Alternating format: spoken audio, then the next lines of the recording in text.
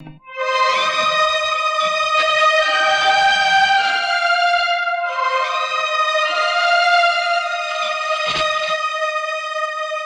ദിക്കിൽ നിന്നൊക്കെ ഓരോരുത്തർ അന്വേഷിച്ച് വന്നിട്ട് വഴി അറിയാണ്ട് വിഷമിക്കേ. ആ വിഷമം അങ്ങനെ തീർന്നോട്ടെ. എന്തേ മേലെടുത്തതും കൂടെ എഴുതായിരുന്നു നായരെ. ശരിയാ, പറ്റിപ്പോയി. സാരല്ല, കൊല്ലം ഒന്നുകൂടെ കഴിഞ്ഞോട്ടെ. അവൻ സ്വന്തമായിട്ട് കേസെടുത്ത് തുടങ്ങും. അപ്പൊ എന്തായാലും വലിയൊരു ബോർഡ് വെക്കണല്ലോ, അതിലെഴുതാൻ മേലെടുത്തു. എന്തേ സ്വന്തം കാലിൽ നിൽക്കാനുള്ള ത്രാണിയായിട്ട് നിന്നാ മതി. മനുഷ്യന്മാരെ ജീവന്റെ കാര്യ വാക്കൊന്ന് വയച്ചാ മതി, സൈറ്റിൽ കൊലക്കരുതി. അത് ശരിയാ. എന്താ അത് ശരി? നിങ്ങളൊക്കെ എന്താ കരുതി എന്റെ അനിയനെ പറ്റി? ഏലത്തേക്കാ 5-8 മാസല്ലേ ആയുള്ളൂ. കോടതിയിൽ ജഡ്ജിയുടെ മുഖത്ത് നോക്കി മൂപ്പര ചില കാറ്റ് കേൾക്കേണ്ടതാ. എന്റെ അനിയനായതുകൊണ്ട് പറയണതല്ല. എന്നാൾ ഞാൻ കണ്ട് കണ്ണുപിടിച്ചു. വലിയ ഏതോ കേസിന്റെ വാദം നടക്കുക. എതിർഭാഗത്ത് നമ്മുടെ ഗോവിന്ദയ്യര് കാട്ടൊക്കെ പറക്കണ പോലെ ഇംഗ്ലീഷ് കാച്ചനെ. വിജയൻ എഴുന്നേറ്റ് നിന്നിട്ട് ഒരൊറ്റ വാക്ക, ഐ ഒബ്ജക്ട് ഓണർന്ന്. ഗോവിന്ദയ്യര് പിന്നെ പിടിക്കില്ല. ഇല്ല. രാമൻകുട്ടി പിന്നെ സ്വന്തം മോനപ്പൊലിയാ. ഇടയ്ക്കിടയ്ക്ക് വീട്ടിൽ വിളിച്ചോണ്ട് പോകും, ഊണ് കൊടുക്കും. പിന്നെ ചർച്ച തന്നെ ചർച്ച. അയാൾക്ക് വേറെ ഉണ്ടല്ലോ 5-6 ജൂനിയർമാര്.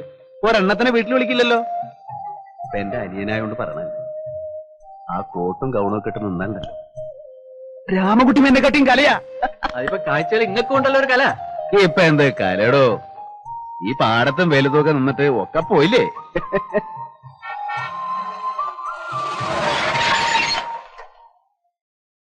ഈ വിജയകുമാരനാരുടെ വീട്? ആ ഇതന്നെ. ഈ വഴി നേരെ അങ്ങോട്ട് ചെല്ലണം മേലടത്തേക്കാ. അഡ്വക്കേറ്റ് വിജയകുമാരനാരുടെ വീട്? അതന്നെ, മേലെടുത്ത വിജയകുമാരനാര് തന്നെ. ബോർഡ് വായിച്ചു നോക്ക്. നേരെ അങ്ങോട്ട് പോയാ മതി. അല്ലെങ്കിൽ വേണ്ട, ഞാനും വരാം. വഴി തെറ്റണ്ട.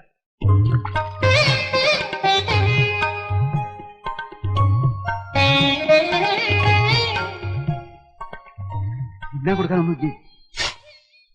കാച്ചിൽ പുഴുങ്ങിയതോ? കൊടുക്കാൻ പറ്റിയ സാധനം. ഞാൻ പറയാറില്ലേ വല്ല കായവറുത്തോ മിക്സറോ വാങ്ങി വെക്കണമെന്ന്. മാന്യമാര് പറഞ്ഞ വീടാണേ. വാങ്ങിക്കൊണ്ടൂടെ? ഇതം കൊടുക്ക. അപ്പൊ ജില്ലാ കമ്മിറ്റിയില് അങ്ങനെ ഒരു ആലോചന വന്നപ്പോ ഞാനൊന്ന് പ്രസ് ചെയ്തു നിങ്ങളുടെ പേര്. അത് അംഗീകരിക്കുകയും ചെയ്തു. പഠിക്കുന്ന കാലത്ത് ഒരു രസത്തിന് എന്തൊക്കെയോ ചെയ്തു എന്നല്ലാതെ എനിക്ക് പാർട്ടിയുമായി ഒരു ബന്ധവുമില്ല. ബന്ധപ്പെട്ട മതിയല്ലോ. പാർട്ടിയുടെ വക്കീലാവെന്ന് പറഞ്ഞാൽ അറിയാലോ, ഒരു ഭാഗ്യ. പാർട്ടിയുടെ കേസുകള്, അനുഭാവികളുടെ കേസുകള്, പത്രങ്ങളിലും മാധ്യമങ്ങളിലും മറ്റും കിട്ടുന്ന പ്രാധാന്യം, സർവോപരി ഒരു ദേശീയ പാർട്ടിയുടെ പിൻബലം, പിന്നെ മിടുക്കുണ്ടെങ്കിൽ പാർട്ടിയുടെ ഉന്നതമായ സ്ഥാനങ്ങൾക്ക് വരാനും പറ്റും. മനസ്സിലായോ? മനസ്സിലായി. പക്ഷെ നിങ്ങളുടെ പാർട്ടിയുടെ കേസോ പാർട്ടിയുടെ പിൻബലോ ഒന്നും എനിക്ക് താല്പര്യമില്ല. നിങ്ങൾ വേറെ ആളെ നോക്കണം. എനിക്ക് വയ്യ. വക്കീൽ സാറേ, കേറി വരുന്ന മഹാലക്ഷ്മി ആട്ടി ഇറക്കരുത്. പാർട്ടിയുടെ വക്കീലായാൽ കാശിന്റെ കൊള്ളയാ. ഇവിടെ ഏറ്റവും അധികം ക്രിമിനൽ കേസ് ഉള്ളത് ഞങ്ങളുടെ പാർട്ടിക്കാ, അതറിയോ? അപ്പോ ക്രിമിനൽസ് ധാരാളം ഉണ്ടെന്ന് അർത്ഥം. അപ്പോ നിങ്ങൾക്ക് താല്പര്യമില്ല അല്ലേ? പറഞ്ഞല്ലോ, തീരെ താല്പര്യമില്ല. ആദ്യമായിട്ടാണ് ഒരു വക്കീൽ മുഖത്തടിച്ച പോലെ ഇങ്ങനെ പറയണത്. വാടോ, ഞങ്ങളൊന്ന് ആലോചിച്ചിട്ട് പറയാം. ആലോചിക്കാനൊന്നുമില്ല, എനിക്ക് ആവശ്യമില്ല. വിജയകുമാരൻ നായരെ, നാളെ നിങ്ങൾ ഇതിനു വേണ്ടി ദുഃഖിക്കേണ്ടി വരും. ഓ, നാളെ ദുഃഖിച്ചോളാം. ചെല്ല്. സാറന്മാരെ ഒന്നും വിചാരിക്കരുത്. എഞ്ചി കണ്ടിട്ട് ആരോപിച്ചുള്ളേ? മിസ്റ്റർ, സൂക്ഷിച്ച് സംസാരിക്കണം.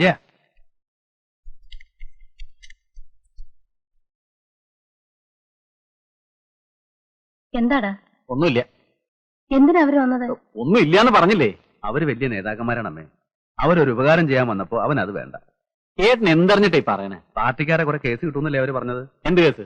നക്കാപ്പിച്ച കേസ്. തുടക്കത്തിൽ തന്നെ കുറെ കേസ് കൈ കിട്ടാന്ന് വെച്ചാ ചില്ലറ കാര്യ. അതെ, എനിക്കത് ചില്ലറ കാര്യമാണ്. പാർട്ടിക്കാരുടെ പെറ്റി കേസുകൾ വാദിക്കുന്ന ഒരു മൂന്നാംകിട വക്കീലാവാനല്ല എനിക്കിഷ്ടം. തുടക്കത്തിൽ തന്നെ വലിയ വലിയ കക്ഷികളെ കൈ കിട്ടൂടാ. കിട്ടും. ഏട്ടൻ കണ്ടോളൂ. കണ്ടോമേ, അവന്റെ വർത്തമാനത്തിന്റെയും മുഖഭാവത്തിന്റെയും ഒരു കല. ഞാനൊന്ന് ഇരുത്തി നോക്കിയ ആ ചൂളണ ചെക്കന. ഇപ്പൊ മോത്തേക്ക് നോക്കുമ്പോ എനിക്കൊരു ബഹുമാനം.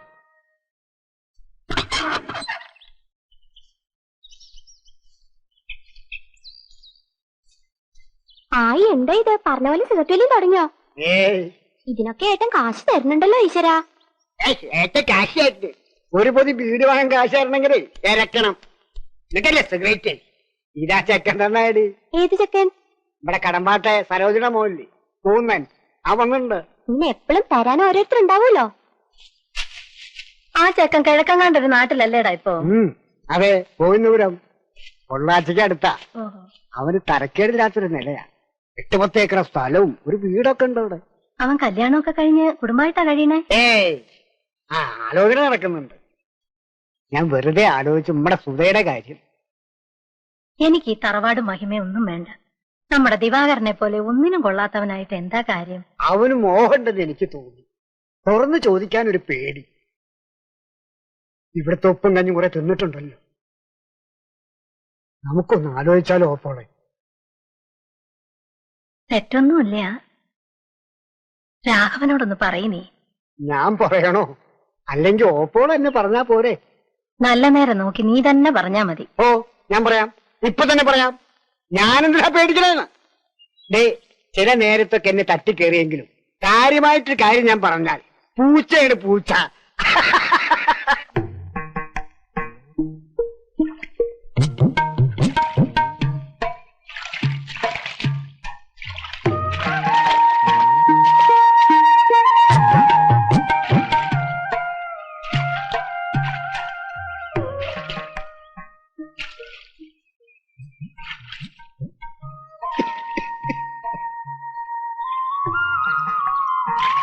സർക്കിട്ടൊക്കെ കഴിഞ്ഞു ആവോ?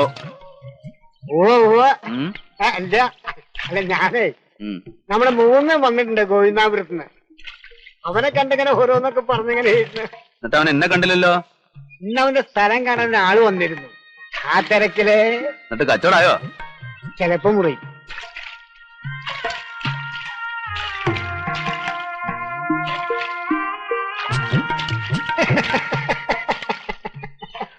ഇതിനാ വിളിക്കണേ?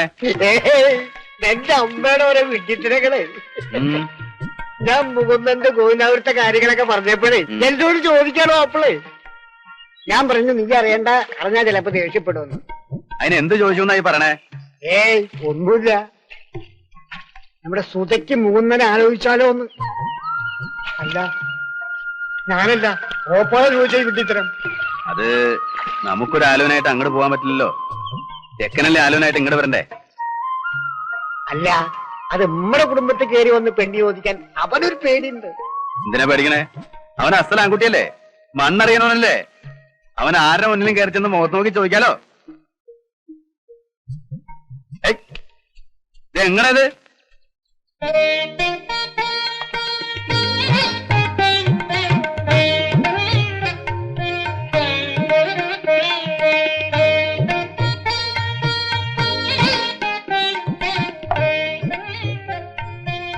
അപ്പൊ ഞങ്ങളുടെ പെൺകുട്ടിയെ കണ്ടിട്ട് ബോധ്യമായല്ലോ. ഞാൻ കാണാത്ത കുട്ടിയൊന്നല്ലല്ലോ. ഇങ്ങനെ ഒരു ചടങ്ങിന് തന്നെ ആവശ്യമില്ല. രാഘവേട്ടനോട് നേരിട്ട് പറയാനൊരു ബുദ്ധിമുട്ടുണ്ടായിരുന്നു. ചോദിച്ചിട്ട് അവതായി പോയാ എനിക്ക് നാളെ ഈ വീട്ടിൽ വരേണ്ടതാണേ. എന്റെ അമ്മാമ്മയുടെ വീട്ടിൽ പോലും എനിക്ക് ഇവിടെ കിട്ടുന്ന സ്നേഹവും സ്വാതന്ത്ര്യവും ഇല്ല. അത് ഇല്ലാണ്ടാവുമെന്നായിരുന്നു എന്റെ പേടി. അമ്മാമ സഹകരിക്കുമല്ലോ അല്ലേ? സഹകരിക്കായിരുന്നിട്ട് എന്താ കാര്യം? ഞാൻ അമ്മാമ്മയുടെ വീട്ടിലെ പണിക്കാരനായി നിന്നിരുന്നെങ്കിൽ ഇന്നും എന്നോട് സ്നേഹം ഉണ്ടായേനെ. എന്നെ ചീത്ത പറഞ്ഞ് ഈ നാട്ടിൽ നിന്ന് ഓടിച്ചത് ഈ രാഘവേട്ടനാ.